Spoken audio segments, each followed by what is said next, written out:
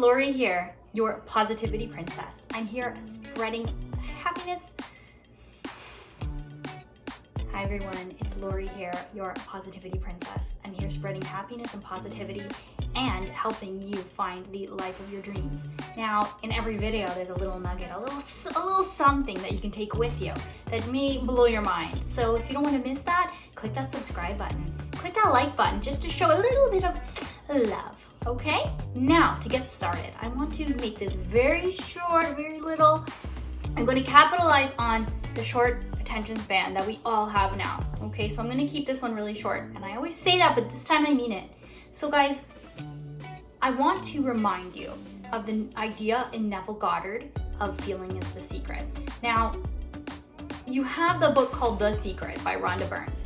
And it goes through the ask, believe, receive. It talks about how to ask, meaning knowing what you want, how to believe, meaning doing all these little actions and activities and practices that show the universe, yeah, I believe I'm getting there. And then receive is where you do some kind of action that makes room for or kind of changes yourself in such a way that your vibration matches with the thing that you want.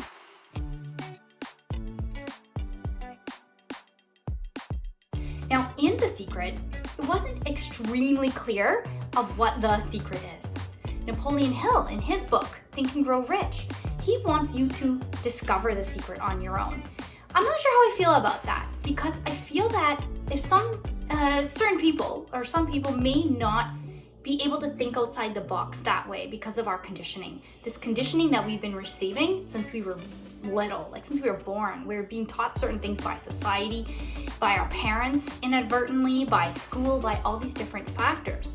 Now, I don't want to limit you that way, okay?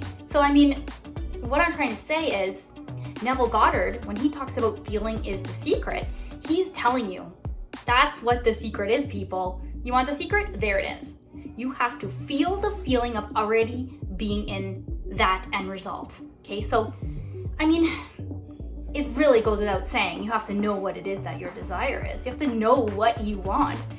It's not enough to know what you don't want. That's a great start, but again, focusing on what you don't want will only bring you more of that. And RHonda Byrnes is really good at explaining that part. I love it, especially in the book I've been reading, The Power, by RHonda Byrnes as well. It was the sequel to The Secret. Okay, so I want to point out quickly, I was listening to an Abraham Hicks, like a podcast, and it was somebody that takes Abraham Hicks, Ester Hicks, really, using, being channeled by Abraham Hicks. And what she talks about in this one video is there's a man and he's having trouble manifesting what he wants. He understands the whole process. He knows how. He just can't seem to get through that gap of knowing how to do it and everything, and then really actually seeing that physical manifestation of what he wants. So what she was pointing out was that you have to know the feeling of how you will feel once you're there. So if it's a person you're trying to manifest a relationship with, so a specific person, if it's a goal weight that you have, if you want to look a certain way, be more attractive, if you want to land this certain position at a certain company, like notice how specific I'm being with these things, okay? That's a really key factor here. Anyway, back to what I was talking about with Abraham Hicks. She pointed out that the person that was describing the feeling that he would have once he got what he wanted, he was using words like this. I will feel amazing. I will feel wonderful. I will feel super. I will feel great. I will feel accomplished. Those are not, I want to point out, those are not emotions. Those words are adjectives that you can use to describe anything. I can have a wonderful house. I can have amazing hair. I can have a super day. But if I want to describe my feelings, my emotions, I have to use emotional words, or words that describe emotions, like happy, sad, excited, joyful, elated, nervous. I know some of those are more on that positive end of the spectrum versus negative.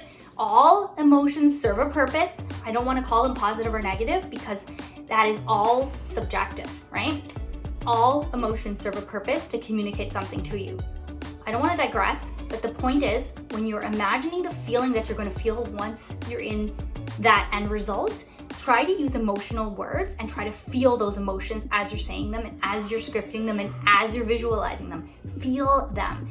It's hard to feel great. You know what feel great means, but when you use the emotional word, it's easier to put that into action. It's easier to manifest the feeling inside you, conjure that up inside you.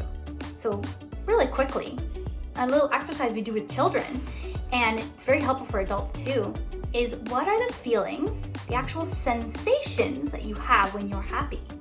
So if you go through your body, when you're happy, you feel your heart rate might be increasing a little bit. You might actually feel your body tensing up a little bit. You might feel your face flushing a little bit. You might feel the feelings of giddiness in your stomach, like that little butterfly feeling.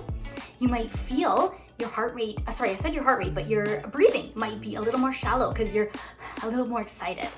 You want to stay as calm as you can by keeping your breathing under control, but what I'm showing you is to know the sensations of how these emotions feel, because you can just say, I feel happy. But do you? Can you bring about those feelings? Can you really make them happen inside you? Over nothing. Make them happen over nothing. Be happy about being alive. Be happy about having seen this video. Be happy about the fact that it's Friday. Find the joy from that. Feel it, okay?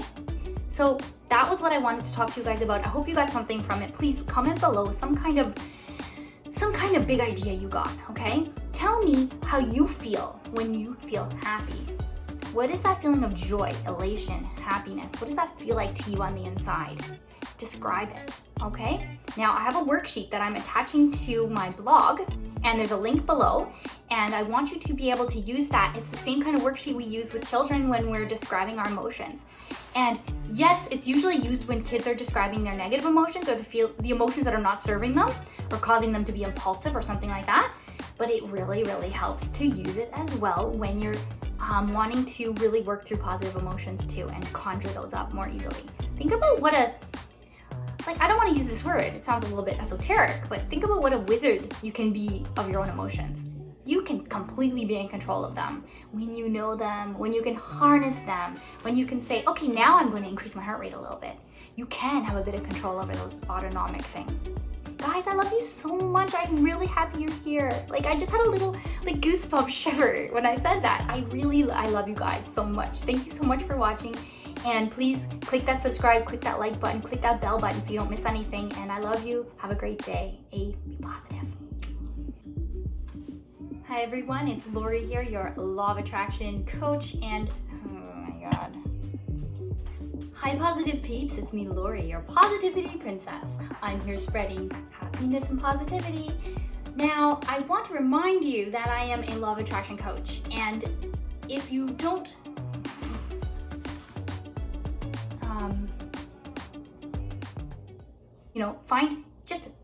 I woke up this morning, yay. Or, even if there's somebody in your life that brings you a little bit of joy, even if it's not miraculous, even if it's not the specific person. Quick little bonus, 3 questions that can help you to bring about or conjure up the happiest feeling that you can imagine. So number 1, what was the happiest day of your life? Number 2, who is the person in your life that made you feel the best, most positive feelings of your life? And number 3, what is the best thing that ever happened to you? The best thing ever. Okay guys, I hope that helps. Use that to conjure up the best feelings that you can imagine, that you can muster. And you can do this. You can feel good. No matter how you start, you can feel good at the end. Love you guys.